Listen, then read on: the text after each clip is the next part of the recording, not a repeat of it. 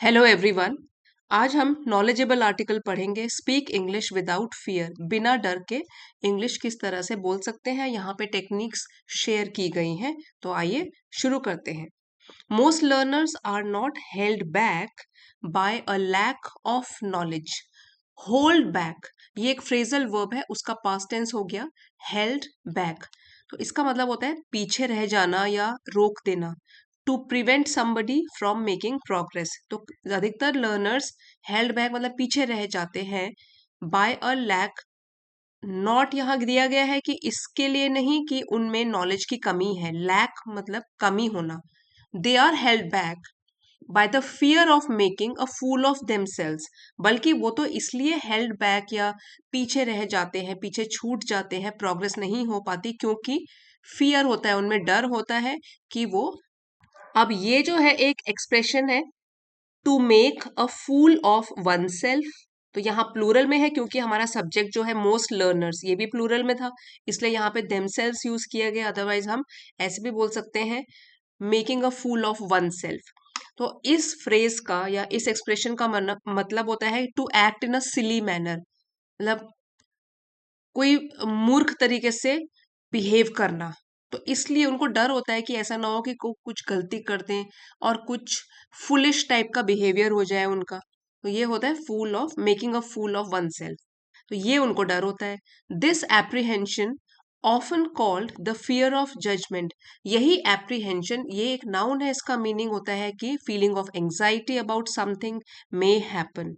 जैसे हम एप्रीहेंसिव होते हैं किसी चीज को लेकर, आशंका होती है, घबराहट होती है।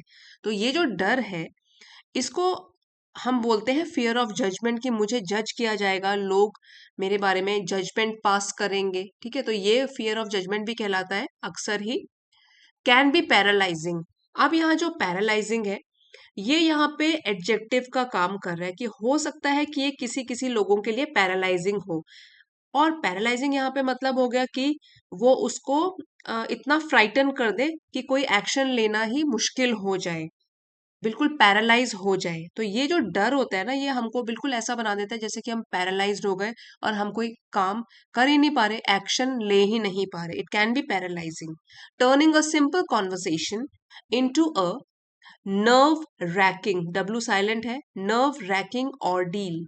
ऑर्डील, ऑर्डील इसका मतलब होता है डिफिकल्ट और अनप्लेजेंट एक्सपीरियंस, कोई बहुत ही डिफिकल्ट एक्सपीरियंस। और ये एक्सपीरियंस भी कैसा है, nerve ranking.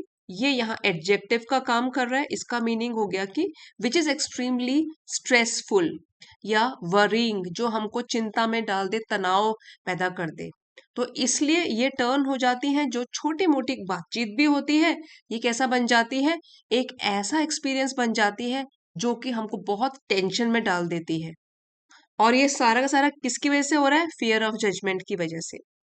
Imagine standing at a networking event, your mind racing, desperately trying to conjure. इसकी प्रोनाउंसिएशन है कॉन्जर। तो ये एक वर्ब है, और अभी समझते हैं यहाँ पे कि आप इमेजिन करो कि आप खड़े हुए हो किसी भी इवेंट में, नेटवर्किंग इवेंट है जहां पे कि आप लोगों से मिलजुल रहे हो, और आपका दिमाग जो है वो रेस कर रहा है, तेजी से चल रहा है, उसमें दिमाग में आइडियाज आ रहे हैं। वो किस लिए आ रहे हैं, डेस्परेटली। और डेस्परेटली इसका मीनिंग होता है कि बहुत बेचैन हो आप, in a way that shows great need या अर्जेंसी, आपको अर्जेंसी है, ट्राइंग टू कॉन्जर। ठीक है, अब कॉन्जर जो है वो वर्ब है, इसका मीनिंग होता है कि आप एक इमेज या कोई आइडिया अपने दिमाग में इमेजिन कर रहे हो, सोच निकालना या आपको इमेजिन करना कोई चीज। अब वो क्या इमेजिन कर रहा है, trying to conjure the perfect sentence, कि मैं कोई गलती ना कर दूं, मेरा सेंटेंस बिल्कुल परफेक्ट होना चाहिए जो भी मैं बोलूं। While everyone else seems to speak effortlessly, और जबकि हर एक पर्सन, हर एक व्यक्ति जो वहां पे उस इवेंट में मौजूद है, वो आपको लग रहा है, सीम्स टू स्पीक, कि वो बोल रहा है बिना एफर्ट किए हुए, बिना किसी प्रयास के। तो ये सारा का सारा तो आपके माइंड में आप इमेजिन कर रहे हो। The truth is even native speakers stumble over their words. Stumble over, ये एक फ्रेजल वर्ब है, इसका मतलब है कि अटक जाना या having difficulty while saying something correctly. तो ऐसा नहीं है कि आपको ही ऐसा लगता है, अचानक से नर्वस फील होता है। नेटिव स्पीकर्स भी हैं जिनकी की मातृभाषा ही ये होती है इंग्लिश, वो भी अटक जाते हैं कई बार, वर्ड्स ढूंढते हैं, करेक्ट देमसेल्व्स, अगर मिस्टेक हो जाए तो खुद को वो करेक्ट भी करते हैं। मिड सेंटेंस मतलब आधा सेंटेंस बोलते हुए पता लगे कि कुछ गलती हो गई तो उसमें वो करेक्शन भी करते हैं। एंड ओकेजनली से समथिंग अटरली नॉनसेंसिकल। तो मिड सेंटेंस है कि सेंटेंस के बीच में, और ओकेजनली होता है कि कभी कभी, from time to time, not often, कभी कभार तो वो कुछ ऐसा भी बोल देते हैं। और utterly means which is completely nonsensical, ये एडजेक्टिव है, इसका मीनिंग है having no sense, having no meaning. तो वो भी तो कभी ना कभी मिस्टेक कर लेते हैं, कभी वर्ड्स ढूंढ रहे हैं, कभी गलती कर रहे हैं, और कभी कभी कुछ ऐसा भी बोल देते हैं जिसकी कोई सेंस न बने। So, the next time you feel your palms getting sweaty, palms मतलब हमारी हथेलियां, एल साइलेंट है यहाँ पे। तो अगली बार जब आपको लगे कि आपकी हथेलियों से क्या हो रहा है, स्वेट हो रहा है, पसीना आ रहा है, before a presentation, remember it is better to speak imperfectly than to stay silent. तो आपको ये याद रखना है कि बेहतर होगा कि आप बोले, चाहे वो परफेक्ट ही ना हो, कुछ उसमें इम्परफेक्शन हो, गलती हो सकती है, बजाय इसके कि आप साइलेंट रहे, बिल्कुल चुप रहे और कुछ कंट्रीब्यूट ही ना करें। So it is better to speak imperfectly rather than to stay silent and let your ideas go unheard।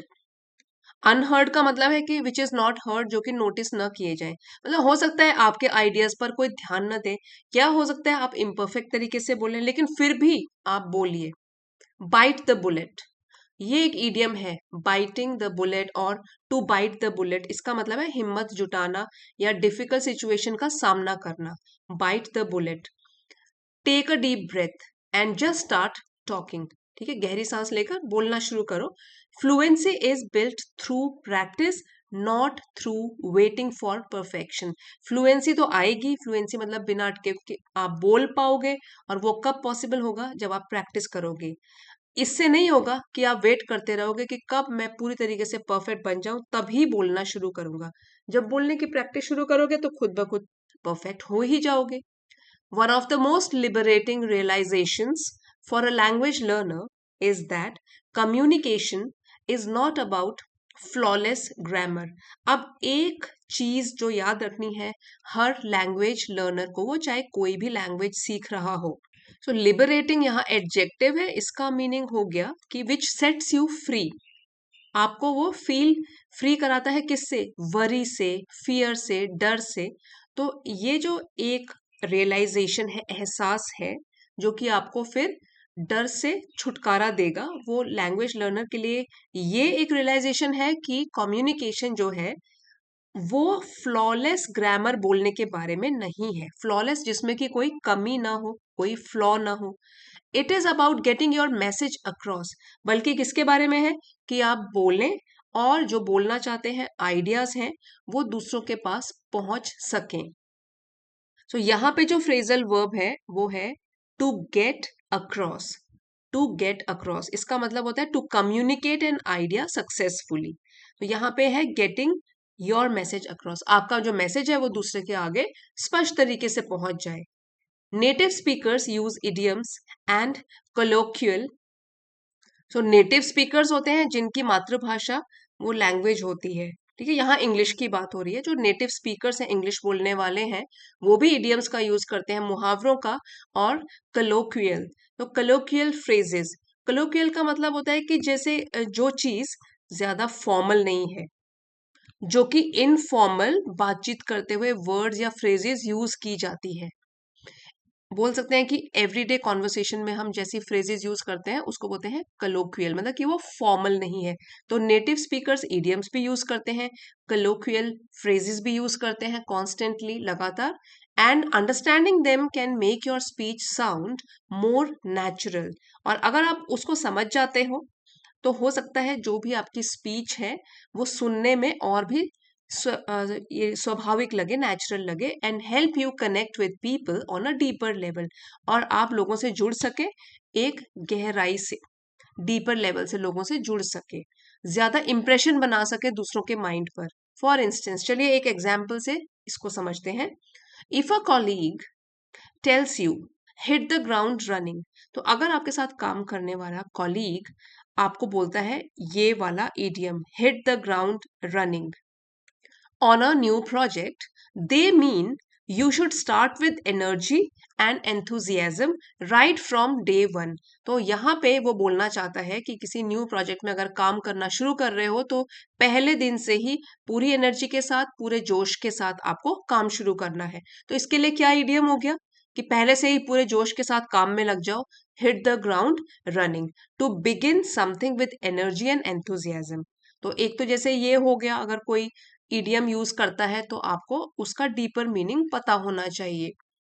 फिर if someone says a task is a piece of cake, अगर ये इडियम यूज करते हैं कि ये वाला काम तो पीस ऑफ केक है, तो इसका मतलब है something which is very easy, कि बहुत ही इजी है। They mean it's remarkably easy, कि वो बहुत ही ज्यादा इजी है, सरप्राइजिंगली या अनयूजुअली आसान काम है। Whereas something easier said than done, अगर कोई ये बोले कि this thing is easier said than done, मतलब कि बोलना तो आसान है लेकिन करना मुश्किल है, कहना आसान करना मुश्किल। It sound simple in theory but proves arduous in practice. इसका मतलब क्या हो गया कि हाँ, बोलने में तो क्या है, ये ठीक है, लेकिन अगर इसको करना शुरू किया जाए तो वेरी डिफिकल्ट है, आर्ड्यूअस है, अगर उसको प्रैक्टिस में लेकर आए। तो ये जो इडियम्स हैं वो, इनका मीनिंग थोड़ा सा डिफरेंट होता है, तो ये समझ में आने चाहिए, तो ये पढ़ के फिर समझ में आते हैं। जितना प्रैक्टिस करोगे इतना ही इंप्रूवमेंट होती जाएगी। Learning to sprinkle these expressions into your daily conversations, whether you are chatting with a barista और नेगोशिएटिंग अ बिजनेस डील। अब अगर आप स्प्रिंकल, यहाँ पे मेटाफोरिकली यूज किया गया है, कि जैसे कि स्प्रिंकल का मतलब होता है छिड़कना, जैसे कि sprinkle the salt over the salad, salad के ऊपर जरा छिड़को सॉल्ट को। लेकिन यहाँ पे बोल रहे हैं कि अगर इस टाइप के एक्सप्रेशंस आप यहाँ वहां यूज करते रहते हो डेली कॉन्वर्सेशंस में, चाहे आप चैट कर रहे हो कॉफी बनाने वाले एम्प्लॉय के साथ, बरिस्ता में, कॉफी शॉप में, या नेगोशिएट कर रहे हो। अब नेगोशिएट का मतलब होता है to discuss in order to reach an argument, मतलब कि कोई भी बातचीत करके कोई चीज तय करना चाहते हो। बिजनेस डील की बात की गई है, नेगोशिएट करना चाहते हो, और अगर आप ये वाले एक्सप्रेशंस यूज कर सकते हो, you it will make you sound less like a note text book and more like a genuine confident speaker. तो ऐसे जब आप कलोकियल फ्रेजेस यूज करते हो तो आप सुनने में ऐसे लगता है कि you sound less like a text book, कि टेक्स्ट बुक की फॉर्मल लैंग्वेज नहीं बोल रहे हो, बल्कि जेन्युइन, एक स्वाभाविक, रियल, कॉन्फिडेंट स्पीकर की तरह बात कर रहे हो। सो जेन्युइन का मतलब होता है real. Ultimately the path to fearless speaking lies in consistent low stakes practice. Ultimately आखिरकार जो रास्ता है फियरलेस स्पीकिंग, बोलना बिना डर के, निडर होके बोलने का, वो बसा हुआ है ऐसी प्रैक्टिस जो कि कंसिस्टेंट है, रेगुलर है, और लो स्टेक्स। इसका मतलब होता है कि जिसमें कम प्रेशर या कम रिस्क इन्वॉल्व हो, तो ऐसी प्रैक्टिस, मतलब कि आप बिगनर फ्रेंडली लेवल से भी शुरू कर सकते हो। जरूरी नहीं है कि आपको C1 C2 एडवांस लेवल सीखना है, आप अपना A1 A2 से शुरू कर सकते हो, B1 B2 से शुरू कर सकते हो, जो भी आपका लेवल है। लो स्टेक्स से शुरू करो और उसके बाद आगे बढ़ो, इंप्रूव करो अपना level. And a shift in mindset, और थोड़ा सा चेंजेस लेके आना पड़ेगा आपको, अपनी आउटलुक को लेकर, अपनी सोच में भी बदलाव लेना पड़ेगा, कि हाँ, सेल्फ डाउट नहीं करना है, सोचना है कि हाँ, I can achieve anything in life, और मैं भी एक फ्लुएंट स्पीकर बन सकता हूँ। Instead of viewing mistakes as embarrassing embarrassing failures, बजाय इसके कि आप अपनी गलतियों को व्यू करें, देखें, एक फेलियर असफलताएं जो कि शर्मिंदा करने वाली या शर्मनाक असफलताएं थी कि कितना बुरा हुआ, मेरी बेइज्जती हुई, मुझे ये नहीं बोल पाया, वो नहीं बोल पाया, तो बजाय इसके कि अपनी मिस्टेक को इस तरीके से देखा जाए, try to see them as stepping stones, आपको उनको देखना है एक सफलता की सीढ़ी की तरह। तो स्टेपिंग स्टोन जो है वो भी एक इडियम है और उसका मतलब होता है कि something that helps you make progress, जो आपको आगे बढ़ने में आपकी मदद करे, उसको स्टेपिंग स्टोन्स बोलते हैं। टुवर्ड्स मास्टरी, मास्टरी की तरफ, माहिरता, माहिरता की तरफ कि आप माहिर बन जाओगे लैंग्वेज में। Every awkward pause and mispronounced word is simply data that helps you improve। हर एक awkward मतलब कि असहज, या आप ऐसे बोल सकते हो कि uncomfortable पॉज जो आपने दिया जब आपको वर्ड्स भूल गए या आप बोल नहीं पाए, तो हर एक अजीब सा जो पॉज था, अनकंफर्टेबल या डिफिकल्ट पॉज, रुके आप, कोई वर्ड आपने ढंग से प्रोनाउंस नहीं किया, गलत उच्चारण कर दिया, ये सिंपल तरीके से एक डेटा है, एक जानकारी है कि आप इम्प्रूव तो कर रहे हो, कम से कम बोला तो सही, तभी तो कोई जब सीखेगा, गलती करेगा तभी तो आगे बढ़ेगा। तो ये सोचिए कि आप इम्प्रूवमेंट कर रहे हो। Surround yourself with opportunities to practice, और सराउंड का मतलब ऐसे होता है घेर के रखना, घेरना, लेकिन ये जो है सराउंड योर सेल्फ विद, इस फ्रेज का मतलब हो गया कि आप टाइम स्पेंड करो या अपने आप को इन चीजों से जोड़ के रखो, अपॉर्चुनिटीज के साथ, मौकों के साथ, जिसमें आप प्रैक्टिस कर सके, टू प्रैक्टिस। और वो किस तरीके से होगा, यहाँ कोलन डॉट्स है, strike up small talk with a stranger. तो स्ट्राइक अप जो है ये फ्रेजल वर्ब है, इसका मतलब है बिगिन, मतलब शुरू करना। तो शुरू करो स्मॉल टॉक, ये भी एक नाउन है, इसका मतलब है हल्की फुल्की कैजुअल सी बातचीत, जो एवरीडे कॉन्वर्सेशन, एवरीडे टॉपिक, जो मौसम कैसा है, हॉबीज क्या है, ये है स्मॉल टॉक्स। ठीक है, where do you belong to, कहाँ से बिलोंग करते हो, तो ये होगा कि स्ट्राइक अप, शुरू करो स्मॉल टॉक करना, इवन एक अजनबी के साथ, इन अ क्यू, जब आप लाइन में खड़े हो, कुछ भी वेट करने के लिए लाइन में खड़े हो, तो अलग अलग स्ट्रेंजर्स हैं आपके आसपास, उनसे थोड़ा बहुत बातचीत शुरू कर सकते हो। Join a language exchange group, या आप लैंग्वेज एक्सचेंज ग्रुप को ज्वाइन कर सकते हो जहां पे कि अलग अलग लैंग्वेजेस लोग सीखते हैं। और narrate your day out loud, या खुद से भी ऐसे कर सकते हो वाइल कुकिंग डिनर, अपने आप से भी आप प्रैक्टिस कर सकते हो, जब आप डिनर बना रहे हो, लंच प्रिपेयर कर रहे हो, जोर से अपने आप खुद से नरेट कर सकते हो, उसको बता सकते हो कि कैसे मेरा आज का दिन गया। तो डिनर में क्या होगा, पूरा दिन आपका स्पेंड हो जाता है, काफी चीजें होती है जो आप इंग्लिश में बोल के खुद से प्रैक्टिस कर सकते हो। ओवर टाइम, समय के साथ साथ, this consistent exposure exposure will help you think on your feet. Exposure का मतलब होता है एक्सपीरियंस करना और coming in contact with something. तो जो लगातार होने वाला एक्सपोजर है इंग्लिश के साथ, इंग्लिश लैंग्वेज के साथ, भाषा के साथ, ये आपको हेल्प करेगा to think on your feet. ये एक ईडियम है, इसका मतलब है to react quickly in a difficult situation, मतलब कि जल्दी से सोचकर और जवाब दे देना, क्योंकि आपको प्रैक्टिस होगी, इनफ प्रैक्टिस होगी, so you can think on your feet. जैसे ही आपको कोई क्वेश्चन पूछता है तो आप आराम से उसको जवाब दे सकते हो, क्योंकि आपने काफी प्रैक्टिस करी है बोलने की। So this will help you think on your feet and respond spontaneously, और आप रिस्पॉन्ड, प्रतिक्रिया दे सकते हो स्पॉन्टेनियस तरीके से, विदाउट प्लानिंग, विदाउट प्रेपरेशन। ठीक है, स्पॉन्टेनियस तरीके से आप जवाब भी दे सकते हो। रादर देन, बजाय इसके, mentally translating every sentence from your native language, बजाय इसके कि आपके मन में ट्रांसलेशन प्रोसेस चल रहा हो, पहले आपकी नेटिव लैंग्वेज में, फिर उसको इंग्लिश में कैसे बोलना है, तो इससे छुटकारा मिल जाएगा फिर। Remember, even the most eloquent orators once struggled with a shaky voice। और आपको हमेशा याद रखना है, कोई भी born ओरेटर तो नहीं होता है। ठीक है, मतलब बचपन से ही ना ऐसा तो नहीं होता ना कि कोई भाषा सीख के आ गया, सब लोग सीखते ही तो हैं, बॉर्न ओरेटर तो कौन नहीं है। तो इसलिए आपको याद रखना है कि जो सबसे एलोक्वेंट ओरेटर्स है, ओरेटर का मतलब ये हो गया कि जो ओरेशन या पब्लिक स्पीकर है, जो उसको बोलते हैं orator.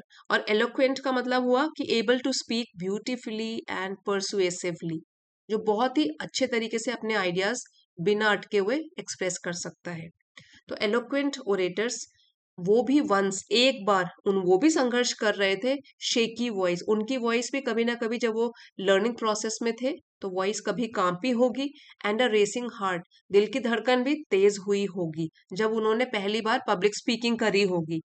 So don't let perfectionism be the enemy of progress. तो इसलिए कभी भी आपको ये नहीं सोचना है कि परफेक्शन होना चाहिए, कि सब कुछ परफेक्ट होना चाहिए।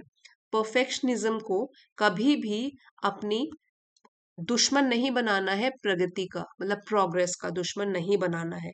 Something that prevents improvement, so that is enemy of progress.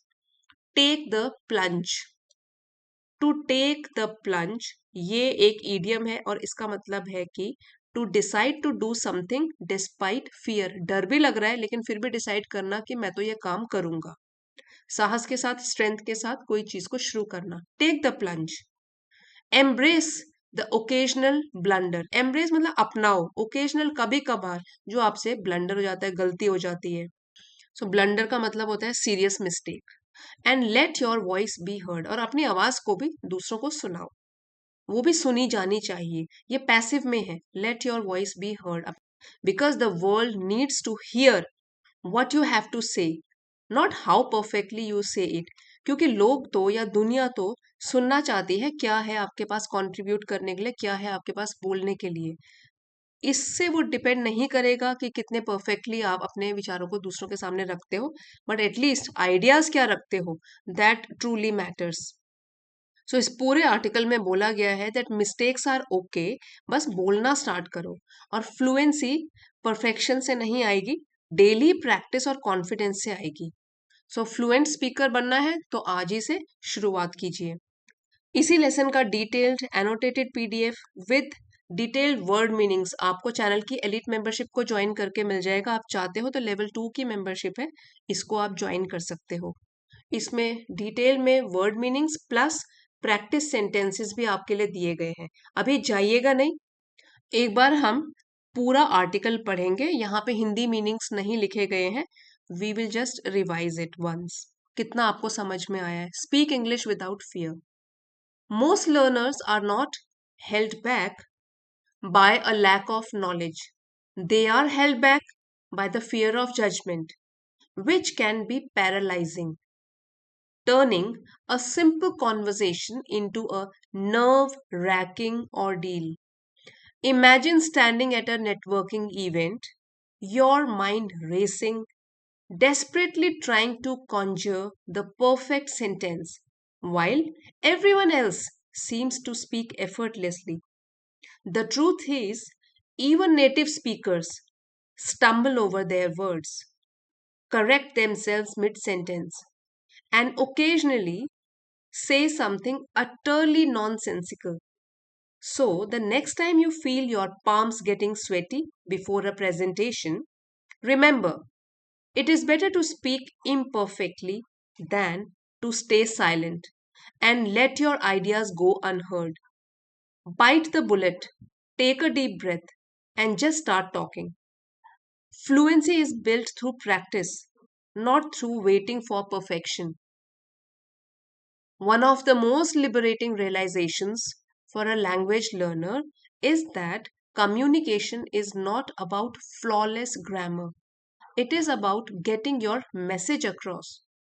Native speakers use idioms and colloquial phrases constantly, and understanding them can make your speech sound more natural and help you connect with people on a deeper level. For instance, if a colleague tells you, hit the ground running on a new project, they mean you should start with energy and enthusiasm right from day one. If someone says a task is a piece of cake, they mean it's completely remarkably easy. Whereas something easier said than done sounds simple in theory but proves arduous in practice. Learning to sprinkle these expressions into your daily conversations, whether you are chatting with a barista or negotiating a business deal, will make you sound less like a textbook and more like a genuine, confident speaker. Ultimately, the path to fearless speaking lies in consistent, low stakes practice and a shift in mindset. Instead of viewing mistakes as embarrassing failures, try to see them as stepping stones towards mastery. Every awkward pause and mispronounced word is simply data that helps you improve. Surround yourself with opportunities to practice.